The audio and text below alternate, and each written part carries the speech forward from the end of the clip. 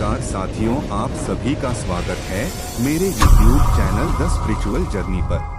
साथियों, आज हम बताएंगे माता पार्वती ने गाय को श्राप क्यों दिया। कहानी को पूरा सुने और चैनल पर नए हो तो कृपया चैनल सब्सक्राइब कर लीजिए। साथियों, भारत में गाय को माता का स्थान प्राप्त है। पुराणों में गौ माता को साक्षात देव की संज्ञा दी जाती है। माना जाता है कि कामधेनु का हर अंश मानव मात्र के लिए वरदान है। हर गृहस्थी की रसोई में पहली रोटी गौ माता के नाम से निकाली जाती है। लेकिन साथियों, क्या आपको मालूम है कि देवता की तरह पूजी जाने वाली गाय पर क्रोधित होकर एक बार माता पार्वती ने गाय माता को श्राप दे दिया था। चलिए आपको बताते हैं। दरअसल एक समय की बात है, भगवान शिव और माता पार्वती समुद्र किनारे घूम रहे थे। तभी भगवान शिव के मन में माता पार्वती के साथ शरारत करने की सूझी। समुद्र किनारे घूमते घूमते अचानक भगवान शिव अदृश्य हो जाते हैं और माता पार्वती भगवान शिव को अपने आसपास न पाकर परेशान हो जाती हैं। माता पार्वती काफी समय तक भगवान शिव की प्रतीक्षा करती हैं और इंतजार करते करते शाम हो जाती है और भगवान शिव के न लौटने पर अब माता पार्वती व्याकुल हो जाती है। दरअसल जिस दिन भगवान शिव माता पार्वती को परेशान करने के लिए गायब हुए थे, उस दिन तीज की तिथि थी।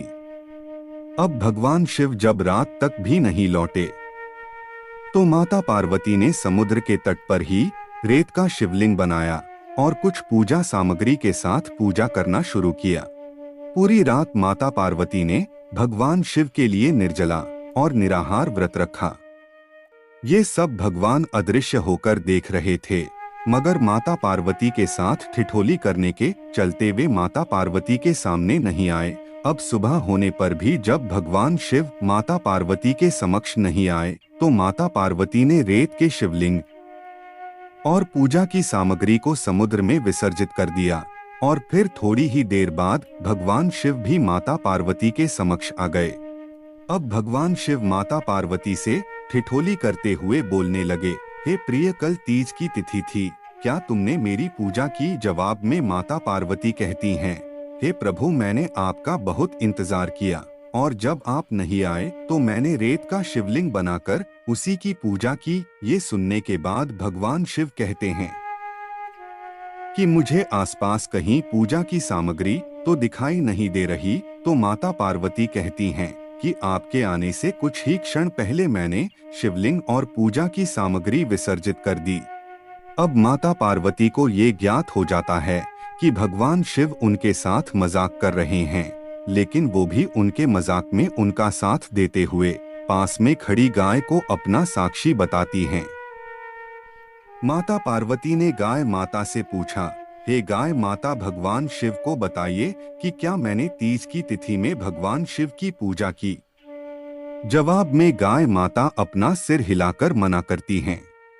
इस वाक्य के बाद माता पार्वती भगवान शिव के सामने बिना किसी कारण झूठी साबित हो जाती हैं और क्रोधित होकर माता पार्वती गाय माता को श्राप देती हैं कि भले ही तू दिव्य जन्मी है और संसार के कल्याण के लिए तेरा जन्म हुआ हो, लेकिन तेरे मुख से झूठी वाणी निकलने के कारण मैं तुझे श्राप देती हूँ कि इसी मुख से तुझे जूठन खाना पड़ेगा। रसोई की पहली रोटी के साथ साथ तेरा आहार जूठन भी होगा। जब माता पार्वती ने गाय माता को ये श्राप दिया, उसी दिन के बाद से माता के रूप में पूजे जाने के बाद भी, अच्छा आहार मिलने के बाद भी गाय माता जूठन ही खाती है। यह लेख मान्यताओं पर आधारित है। साथियों, आज की इस प्रस्तुति में इतना ही। धन्यवाद।